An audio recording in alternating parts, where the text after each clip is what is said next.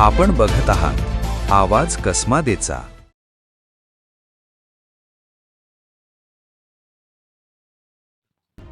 कळवण तालुक्यातील हुंड्यामोख परिसरात गावठी हातभट्टी दारू निर्मितीवर कळवण पोलिसांनी धडक कारवाई केली आहे। 2 वेगवेगळ्या ठिकाणी टाकलेल्या छाप्यांमध्ये 2200 लिटर रसायनसह 82,500 रुपयांचा मुद्देमाल जप्त करण्यात आला असून 2 जणांविरोधात गुन्हे दाखल करण्यात आले आहेत।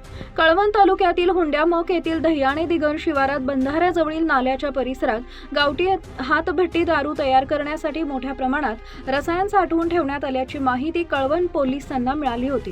या माहितीच्या आधारे पोलिसांनी छापा टाकला असता झाडाझुडपांमध्ये लपवून ठेवलेले आंबट व उग्र वासाचे लालसर रंगाचे रसायन आणि प्लास्टिकचे ड्रम आढळून आले।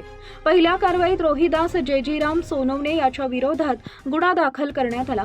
यावेळी 900 लिटर रसायन आणि 9 प्लास्टिक ड्रम असा 33,750 रुपयांचा मुद्देमाल जप्त करण्यात आलाय।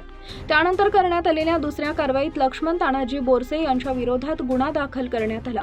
या ठिकाणी 1,300 लिटर रसायन आणि 13 प्लास्टिक ड्रम असा 48,750 रुपयांचा मुद्देमाल जप्त करण्यात आलाय।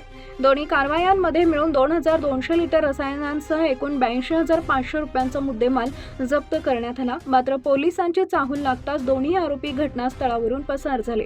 या प्रकरणी महाराष्ट्र दारूबंदी कायदा कलम 65 अन्वये कळवण पोलीस ठाण्यात गुन्हा दाखल करण्यात आला असून पुढील तपास पोलीस करत आहेत।